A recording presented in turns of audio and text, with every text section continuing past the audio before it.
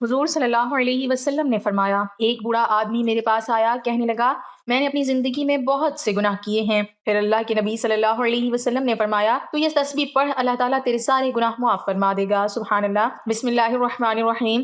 حضرت ابن عباس بیان فرماتے ہیں کہ شام میں ایک یہودی رہتا تھا، وہ ہفتے کے دن تورات کی تلاوت کیا کرتا۔ ایک دفعہ تورات کھولی تو اس نے 4 مقامات پر حضور صلی اللہ علیہ وسلم کی تعریف و توصیف دیکھی تو یہودی نے وہ جگہ کاٹ کر جلا دی۔ اگلے ہفتے پھر تورات کھولی تو 8 جگہوں پر حضور صلی اللہ علیہ وسلم کی نعت اور وصف کا ذکر پایا، اس نے یہاں سے بھی کاٹ کر جلا دیا۔ تیسرے ہفتے تورات کھولی تو یہ ذکر 12 جگہ موجود پایا۔ یہودی سوچنے لگا اگر میں یوں ہی کرتا رہا تو ساری کی ساری تورات اس ذکر سے پر ہو جائے گی۔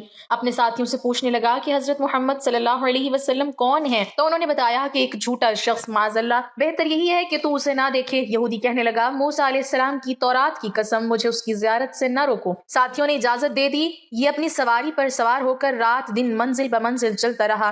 مدینہ طیبہ کے قریب پہنچا تو سب سے پہلے حضرت سلیمان علیہ السلام سے ملاقات ہوئی۔ بہت خوبصورت دیکھ کر سمجھا کہ محمد صلی اللہ علیہ وسلم ہیں، حالانکہ آپ کو اس دنیا سے سفر کیے 3 دن ہو چکے تھے۔ حضرت سلیمان اس بات سے روئے اور کہا میں تو ان کا خادم ہوں۔ وہ بولا آپ کہاں ہیں؟ اب سلمان سوچنے لگے اگر وصال کی خبر سناتا ہوں تو واپس ہو جائے گا، اگر یہ کہہ دوں موجود ہے تو جھوٹ ہوگا۔ بالآخر کہنے لگے کہ میں تجھے حضور صلی اللہ علیہ وسلم کے صحابہ کے پاس لے چلتا ہوں۔ مسجد میں آئے تو سب کے سب صحابہ غم کی تصویر بنے ہوئے تھے۔ یہودی یہ سمجھ کر کہ ان میں حضور صلی اللہ علیہ وسلم ضرور موجود ہوں گے، کہنے لگا السلام علیک یا محمد کا کلمہ پکارا، جس سے تمام صحابہ میں کوہرام مچ گیا اور آہ و بکا کرنے لگے اور اس سے پوچھنے لگے تو کون ہے جس نے ہمارا زخم تازہ کر دیا ہے؟ کوئی اجنبی شخص معلوم ہوتا ہے؟ شاید تجھے معلوم نہیں کہ حضور صلی اللہ علیہ وسلم کا 3 روز پہلے وصال ہو چکا ہے۔ یہ سن کر وہ یہودی چیخنے لگا ہائے میرا غم، ہائے میرے سفر کی ناکامی، اے کاش میری ماں مجھے نہ جانتی، جن ہی دیا تو کاش میں تورات نہ پڑھتا، اور وہ بھی پڑھی تھی تو کاش آپ کی تعریف و توصیف پر نظر نہ پڑتی، اور اگر یہ بھی ہو گیا تھا تو مجھے آپ کی زیارت نصیب ہو جاتی۔ پھر کہنے لگا یہاں پر علی موجود ہیں جو مجھے حضور صلی اللہ علیہ وسلم کے اوصاف اور حلیہ مبارک کا تعارف کرائیں۔ حضرت علی رضی اللہ تعالیٰ عنہ آگے بڑھے اور فرمایا میرا نام علی ہے۔ وہ بولا میں نے تیرا نام تورات میں دیکھا ہے۔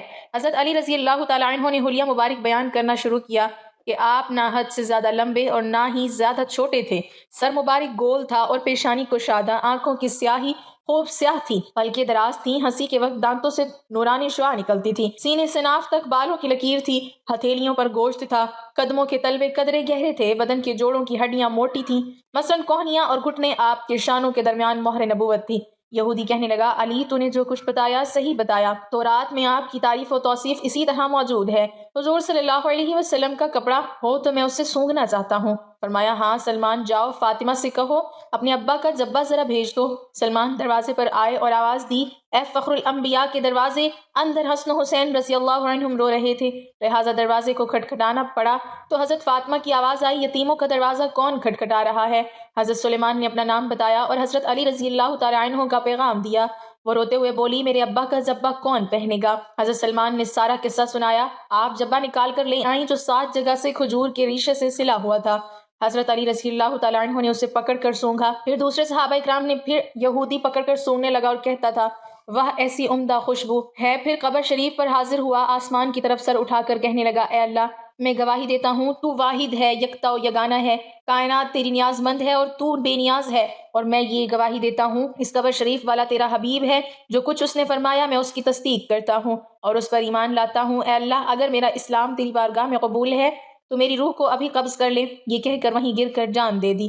حضرت علی رضی اللہ تعالیٰ عنہ نے اسے غسل دیا اور جنت البقیع میں دفن کروایا۔ حضرت انس بن مالک رضی اللہ تعالیٰ عنہ روایت کرتے ہیں کہ حضور نبی اکرم صلی اللہ علیہ وسلم کے زمانے میں ایک یہودی عالم دین تھا، اس کا نام جلبیب، اس کا ایک لڑکا حباب نام حسن و جمال میں یکتا تھا، بڑا خلیق یعنی خوش اخلاق اور کمال سیرت۔ اتفاقاً اس نے اپنے والد کے خزانے میں ایک ڈبیا دیکھی جو سرخ موتیوں سے بنی ہوئی تھی اور اس پر مشک کی مہر لگی ہوئی تھی تاکہ کوئی شخص اسے کھول سکے نہ اندر دیکھ سکے۔ لڑکے نے اس ڈبیا کو دیکھا تو بڑا غضبناک اور خوشمگین ہو کر باہر نکلا۔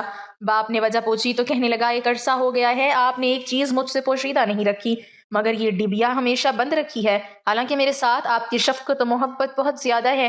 باپ نے بتایا بیٹا اس میں جواہرات ہیں نہ خزانہ، اس میں چند اوراق ہیں جن پر ایک عربی کا نام لکھا ہوا ہے جب تم علماء کی مجالس میں بیٹھ کر فاصل ہو جاؤ گے اور ہر بات سمجھنے لگو گے تو اس کا مطالعہ بھی کر لینا، چونکہ ابھی تم ناپختہ ذہن ہو، اس لیے ٹبیا کا راز دیدہ دانستہ پوشیدہ رکھا گیا تھا۔ ایک دن جلبیب بادہ نوشی میں مشغول تھا۔ حباب یہ موقع غنیمت جانتے ہوئے والد کے خزانے میں گیا اور اس ٹبیا کے کھولنے میں مشغول ہو گیا جس کے لیے رازداری سے کام لیا جا رہا تھا۔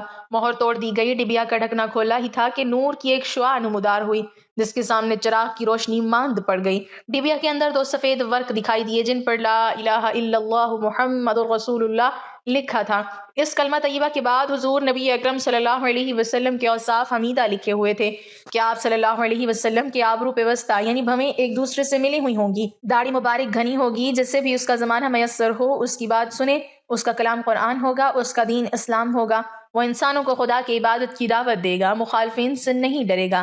حباب کی نگاہیں اس کاغذ پر پڑیں تو حضور نبی اکرم صلی اللہ علیہ وسلم کی محبت اس کے دل میں اتر گئی۔ اس کاغذ کو آنکھوں پر ملا، چوما اور کہنے لگا، یا محمد صلی اللہ علیہ وسلم، کاش میں معلوم کر سکتا کہ آپ خاکی ہیں یا نوری، آسمانوں پر ہیں یا زمین پر، دریاؤں میں رہتے ہیں یا جنگلوں میں۔ اس نے اپنی محرومی اور سوگواری کا اس انداز سے اظہار کیا کہ بے ہوش ہو گیا۔ چند لمحوں بعد اس کی والدہ بھی اس کے کمرے میں آئی، بیٹے کو بے ہوش پا کر حیران رہ گئی۔ اس کے باپ کو بلایا، بیٹے کو اس حالت میں دیکھ کر اس کے چہرے سے چہرہ ملنے لگا، ماتھے کو چومنے لگا، رو رو کر اپنے بیٹے کی بے ہوشی پر حسرت و غم کا اظہار کرنے لگا۔ جب نوجوان لڑکا ہوش میں آیا، والدین کو اپنے سرہانے غمزدہ اور پریشان پایا، مگر غصے میں آ کر کہنے لگا، اے والد محترم، تم میری آنکھوں کی روشنی نہیں دیکھتے اور بڑھاپے کے باوجود اس رحمت الہی سے محفوظ نہیں ہوئے۔ آپ مجھے کفر کی تعلیم دے رہے ہیں اور شریعت محمدیہ صلی اللہ علیہ وسلم اور اس کے اتباع سے محروم رکھنے کی کوشش کرتے ہو۔ باپ یہ باتیں سنتے ہی غصے میں پاگل ہو گیا، لڑکے کو بالوں سے پکڑا اور زمین پر دے مارا اور زور زور سے مارنے لگا۔ جب اس کا ظلم حد سے بڑھ گیا تو حی بن اخطب، کعب بن اشرف اور ابو لبابہ وغیرہ اس کی سفارش کے لیے آئے۔ انہوں نے دیکھا کہ باپ بیٹے کو ایسا دینے کو پاگل ہوا جا رہا ہے۔ انہوں نے اسے زبردستی منع کیا مگر وہ کسی صورت بچے کو سزا دینے سے نہ رکتا تھا۔ لوگوں نے اس سے بچے کا قصور پوچھا تو کہنے لگا، اس کا قصور تو سزائے قتل کے لائق ہے، جب تک میں اسے قتل نہ کر دوں گا ہاتھ نہ روکوں گا۔ پھر اس نے بتایا، یہ دین محمد صلی اللہ علیہ وسلم پر ایمان لے آیا ہے، اپنے آباء و اجداد کا مذہب ترک کر چکا ہے۔ ان لوگوں نے اس بچے کو نصیحت کرنا شروع کی اور کہا، بیٹا، تمام لوگ تو ہم سے دین کی تعلیم حاصل کرتے ہیں، لوگ ہمارے اتباع کرتے ہیں، لیکن تم محمد رسول اللہ صلی اللہ علیہ وسلم کے اتباع میں لگے ہوئے ہو، اسے چھوڑ دو اور اپنے سابقہ دین پر قائم رہو۔ حباب کہنے لگا، میں نے سوچ بچار کرنے کے بعد ان وہمی اور فرسودہ دینوں کو ترک کر دیا ہے اور محمد صلی اللہ علیہ وسلم کے صراط مستقیم کو اختیار کر لیا ہے، ان پر ایمان لایا ہوں۔ ان لوگوں نے اس نوجوان کو بڑی الٹی سیدھی نصیحتیں کی مگر وہ اپنے نیک ارادے پر ڈٹا رہا۔ ان یہودی مشائخ نے کہا، چونکہ یہ لڑکا ناز و نام کا پلا ہوا ہے، زندگی کے مصائب اور تکالیف کا احساس نہ رکھتا۔ حضرت ابن عباس بیان فرماتے ہیں کہ شام میں ایک یہودی رہتا تھا۔ ایک دن ایک مدعی نے جو خدا کی عظمت سے آگاہ نہ تھا، حضرت علی مرتضیٰ سے کہا کہ تم محل کے کوٹھے پر ہو اور خدا حفاظت کا ذمہ دار ہے، اس سے بھی واقف ہو۔ حضرت علی نے فرمایا، کیوں نہیں، وہ ہماری ہست و بود کا بچپن سے جوانی تک حفیظ و مربی رہا ہے۔ اس نے کہا، اگر ایسا ہے تو اپنے کو کوٹھے سے گرا کر حفاظت حق پر اعتماد کرو تاکہ مجھے تمہارے یقین کا اطمینان ہو اور تمہارے خدا پر بھی اعتقاد پیدا ہو جائے۔ حضرت علی نے اس سے کہا کہ چل چپ رہ، کہیں تیری جان اس جرت کا شکار نہ ہو جائے، بھلا بندے کی کیا مجال کہ اپنی بدبختی سے خدا کی آزمائش کرے۔ ارے احمق، یہ تو خدائی منصب ہے کہ وہ ہر سانس پر اپنے بندوں کی آزمائش کرے تاکہ ہمارا حال ہم پر ظاہر ہو جائے کہ ہم اپنے دل کی گہرائیوں میں اس کے عقیدے پر کس قدر مضبوط ہیں۔ جس نے آسمان کی چھت کھڑی کر دی، اس کا امتحان کرنا تو کیا جانے، تو پہلے اپنا امتحان کر، اس کے بعد دوسرے کا۔ یاد رکھ، جہاں تیرے دل میں خدا کے امتحان کی آرزو پیدا ہوئی کہ تیرے دین کی مسجد جھاڑ جھنکار سے بھر گئی۔ ایک آدمی پریشان روتا ہوا امیر المؤمنین حضرت عمر بن خطاب کی خدمت میں حاضر ہوا اور سخت آواز میں پکار کر کہنے لگا، یا امیر المؤمنین میری مدد فرمائیں، یا امیر المؤمنین میری مدد فرمائیں۔ حضرت عمر رضی اللہ تعالیٰ عنہ نے متحیر ہو کر فرمایا، ارے کس کے خلاف تیری مدد کروں؟ اس آدمی نے حضرت علی رضی اللہ تعالیٰ عنہ کو اپنی نظر کا نشانہ بناتے ہوئے کہا، اس آدمی کے خلاف جو آپ کے برابر بیٹھا ہوا ہے۔ حضرت عمر بن خطاب رضی اللہ تعالیٰ عنہ نے حضرت علی بن ابی طالب رضی اللہ تعالیٰ عنہ کی طرف دیکھا، پھر فرمایا، اے ابو الحسن، اٹھو اور اپنے فریق کے برابر بیٹھ جاؤ۔ حضرت علی بن ابی طالب رضی اللہ تعالیٰ عنہ اٹھے اور اپنے فریق مخالف کے برابر بیٹھ گئے۔ دونوں نے باہمی مباحثہ کیا، پھر وہ شخص جو صاحب استغاثہ تھا واپس چلا گیا اور حضرت علی رضی اللہ تعالیٰ عنہ اپنی جگہ پر امیر المومنین کے برابر آ کر بیٹھ گئے۔ حضرت عمر رضی اللہ تعالیٰ عنہ نے دیکھا کہ حضرت علی رضی اللہ تعالیٰ عنہ کا چہرہ متغیر ہے۔ حضرت عمر رضی اللہ تعالیٰ عنہ نے پوچھا، اے ابو الحسن، کیا بات ہے؟ آپ کا رنگ کیوں بدلا ہوا ہے؟ کیا آپ کو اس واقعے سے ناگواری ہوئی؟ حضرت علی رضی اللہ تعالیٰ عنہ نے فرمایا کہ ہاں۔ حضرت عمر رضی اللہ تعالیٰ عنہ نے پوچھا آپ کو کس بات پر ناگواری ہوئی؟ حضرت علی رضی اللہ تعالیٰ عنہ نے فرمایا کہ آپ نے مجھے میرے مخالف فریق کی موجودگی میں میری کنیت سے یاد کیا اور کہا کہ اے ابو الحسن اٹھو۔ آپ نے یوں کیوں نہیں کہا اے علی اٹھو، اپنے فریق مخالف کے ساتھ بیٹھ جاؤ؟ فاروق اعظم رضی اللہ تعالیٰ عنہ کا چہرہ دمک اٹھا، چہرے پر جوش کے آثار نمایاں ہو گئے۔ حضرت علی رضی اللہ تعالیٰ عنہ کو گلے لگایا اور یہ کہتے ہوئے ان کو بوسہ دینے لگے، میرے باپ تم پر فدا ہوں، تمہاری وجہ سے ہی اللہ تعالیٰ نے ہمیں ہدایت عطا فرمائی اور تمہاری وجہ سے ہی اللہ تعالیٰ نے ہم کو اندھیروں سے نکال کر روشنی عطا فرمائی۔ امیر المومنین علی بن ابی طالب رضی اللہ تعالیٰ عنہ پرانے اور بوسیدہ کپڑے پہنے شکستہ و خستہ حال تھے اور ذکر و تسبیح میں مشغول تھے کہ ابو مریم جو کہ غلام حاضر ہوئے اور متواضعانہ انداز میں دو زانوں بیٹھ کر عارض ہوئے، یا امیر المومنین میں آپ کے پاس اپنی ایک درخواست لے کر آیا ہوں۔ حضرت علی رضی اللہ تعالیٰ عنہ نے دریافت فرمایا کہ اے ابو مریم تمہاری کیا درخواست ہے؟ ابو مریم نے کہا کہ میری درخواست یہ ہے کہ آپ اپنے جسم سے یہ چادر اتار دیں، یہ بہت پرانی اور بوسیدہ ہے۔ حضرت علی بن ابی طالب کرم اللہ وجہ الکریم نے چادر کا کونا اپنی آنکھوں پر رکھا اور زار و قطار رونے لگے۔ ابو مریم نے شرمسار ہو کر کہا اے امیر المومنین اگر مجھے پتا ہوتا کہ آپ کو میری اس بات سے تکلیف ہوئی ہے تو میں آپ کو چادر اتارنے کا کبھی نہ کہتا۔ جب امیر المومنین رضی اللہ تعالیٰ عنہ کے آنسو ذرا تھمے تو آنسو پوچھتے ہوئے فرمایا اے ابو مریم اس چادر سے میری محبت روز بروز بڑھتی جاتی ہے، کیونکہ یہ چادر مجھے میرے خلیل اور میرے حبیب نے ہدیہ کے طور پر دی تھی۔ ابو مریم نے بنظر استجاب پوچھا اے امیر المومنین آپ کے خلیل کون ہیں؟ حضرت علی رضی اللہ تعالیٰ عنہ نے فرمایا میرے خلیل حضرت عمر بن خطاب ہیں۔ بلا شبہ حضرت عمر رضی اللہ تعالیٰ عنہ کے ساتھ مخلص تھے، اللہ تعالیٰ نے بھی ان کے ساتھ بھلائی کی۔ پھر حضرت علی کرم اللہ وجہ دوبارہ رونے لگے حتیٰ کہ آپ کے سینہ مبارک سے گونجدار آواز آنے لگی۔